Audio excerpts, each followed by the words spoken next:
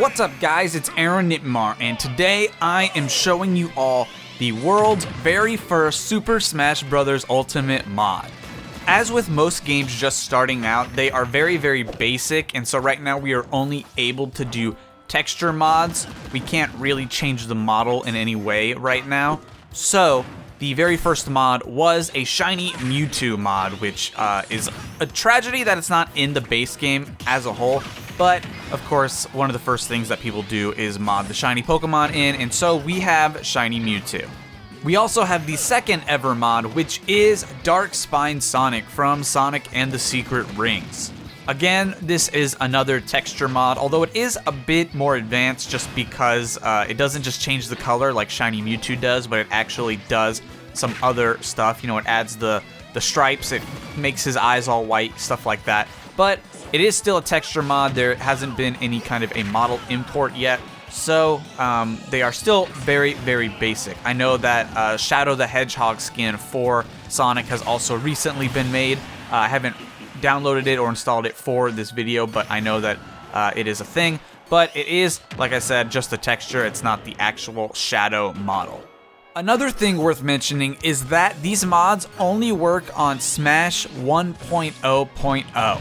And if you've kept up with the patches, you know that we are now on 1.2.0. Now, if you have a Switch with custom firmware, whether it's Atmosphere or SXOS or something else, this isn't really too much of a problem because you can delete the patch data from the Switch through the dev menu.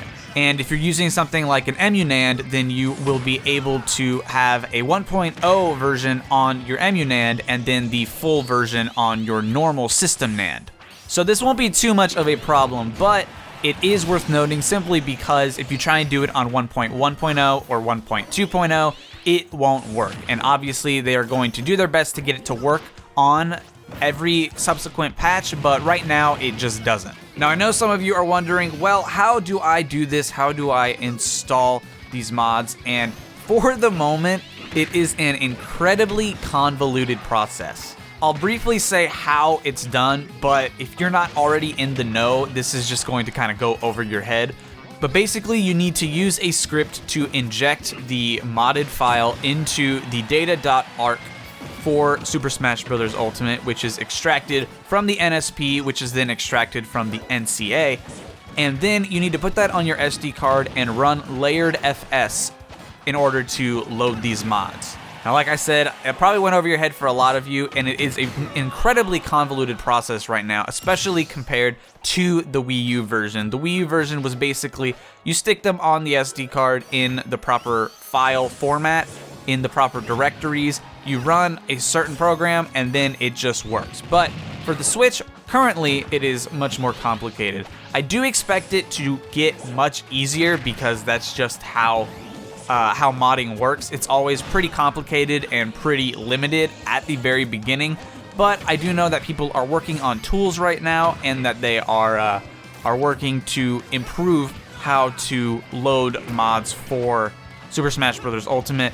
Not only will the process for actually loading the mods become easier, but what we are able to change will also get more advanced. We'll be able to do model imports, we'll be able to do custom stages, custom music, different things like that. We'll be able to actually change the renders on the character select screen, because right now we actually aren't able to do that, or at least it's incredibly hard in order to do that. So you'll notice that many of the mods don't actually come with a render downloadable, because it's just an extra huge hurdle to try and get around.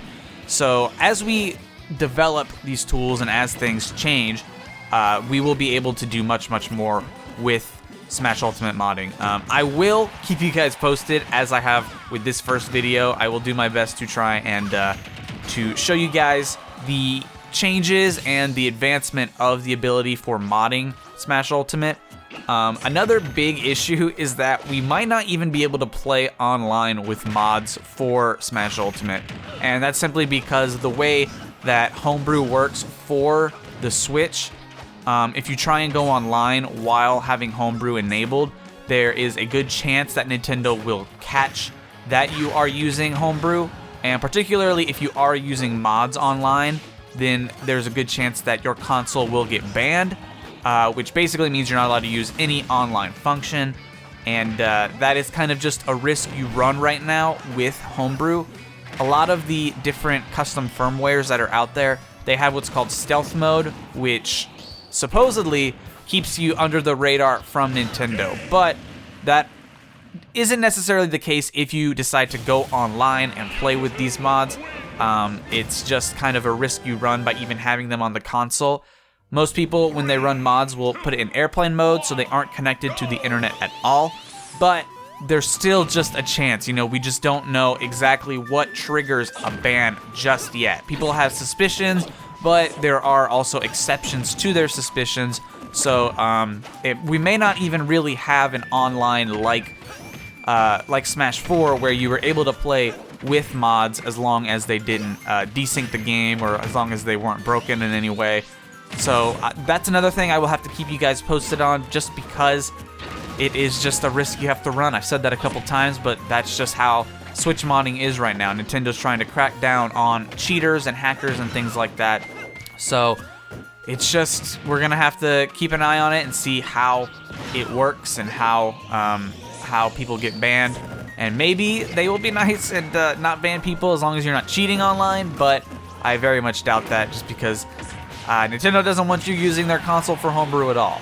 Now that said, if you are interested in this, I have the links in the description to both of these mods. I also have the link to how to inject the mods into your game. I'm not going to be helping anybody, so if you have questions, you're going to have to go elsewhere. There are Smash Discords on Game Banana that could potentially help you. I'm not going to try and be tech support for this because it's far too complicated, and I'm not in any position to be able to help, because I just barely, by the skin of my teeth, got it working. So if you're interested and you have the know-how, I would recommend maybe trying it out. But if you are, worried about your Switch being banned, you don't have custom firmware on your Switch, anything like that, then I would just sit tight and wait for an easier method to come out. But with all that said, that is it for this video. I hope you guys enjoyed. If you did, hit the like button. If you are new, be sure to subscribe. I will see you guys next time, hopefully with some more advanced Smash Ultimate mods. Peace out, and I hope you have an awesome day.